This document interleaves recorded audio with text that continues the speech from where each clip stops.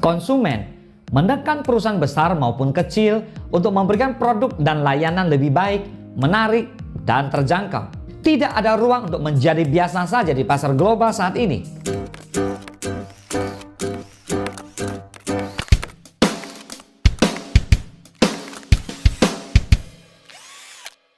Oke, sebelum kita mulai, mari subscribe dulu channel ini. Jangan lupa komen, like, dan share ya, agar konten ini dapat bermanfaat bagi setiap orang. And let's begin. Inovasi bisa lahir dari ide-ide sederhana yang kreatif.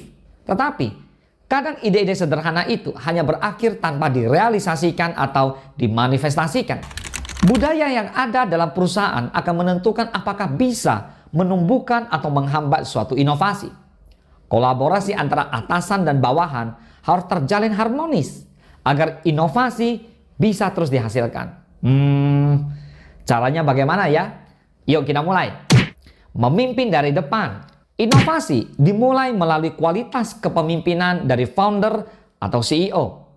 Pemimpin organisasi yang inovatif harus bersemangat dalam mengerjakan tugasnya, memiliki jiwa optimis dan positif, menampilkan visi yang nyata dan jelas, terbiasa untuk berpikir maju, serta merangkul perubahan. Pemimpin harus menjadi sosok pemikir yang berani dan merangkul seluruh elemen dalam organisasi. Ia memainkan peran penting dalam membina organisasi yang inovatif. Berikutnya, membangun budaya inovatif. Orang-orang bekerja dengan maksimal ketika mereka terinspirasi dan terdorong untuk mendobrak batasan diri. Tetapi mereka tidak bisa melakukannya saat merasa tidak dianggap. Karyawan perlu merasa bebas untuk memiliki pemikiran inovatif dan mengikuti ide-ide yang diminati. Jika manajemen menumbuhkan lingkungan yang kreatif dan terbuka, suatu inovasi akan lahir secara alami. Proses penyaringan saran pada satu ide akan lebih cepat dan efektif ketika seluruh elemen organisasi terlibat dibandingkan hanya beberapa staf kunci yang melakukannya. Dengan membangun budaya organisasi yang kuat, maka setiap karyawan memiliki tanggung jawab inovasi masing-masing. Berikutnya, membangun tim yang efektif. Tim yang memiliki performa sangat baik menjadi dambaan setiap perusahaan untuk mencapai kesuksesan. Terdapat berbagai syarat penting untuk mencapai tahap itu.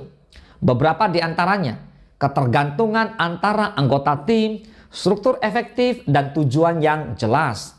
Suatu tim perlu menciptakan rasa aman secara psikologis, di mana komunikasi dilakukan secara terbuka dan jujur untuk mencapai keberhasilan. Berikutnya, mengapresiasi kegagalan. Salah satu hal yang berpengaruh untuk membangun kreativitas dan inovasi dari karyawan adalah pengakuan. Setiap orang ingin diakui dan dihargai atas ide serta inisiatif mereka. Beberapa orang tidak mau mengungkapkan ide karena takut gagal dan tidak sesuai keinginan. Cobalah untuk menunjukkan sikap toleransi, menerima, dan tetap memberikan penghargaan pada kegagalan tersebut. Berikutnya, memahami masalah klien. Organisasi yang inovatif mendorong para staf untuk menerima masalah yang diberikan oleh klien. Setiap masalah atau keluhan klien menjadi peluang emas untuk memamerkan kualitas kinerja dan layanan yang selama ini dikerjakan. Pelajaran yang diambil dari berbagai masalah atau keluhan pelanggan harus dibagi pada setiap karyawan dalam organisasi agar mendapatkan pembelajaran maksimal untuk perkembangan organisasi nantinya. Berikutnya, mengukur dan membandingkan dengan yang terbaik. Kita harus bisa menilai diri sendiri dibandingkan dengan pesaing, klien, maupun mitra industri bisnis lainnya. Apakah selama ini kita sudah cukup inovatif?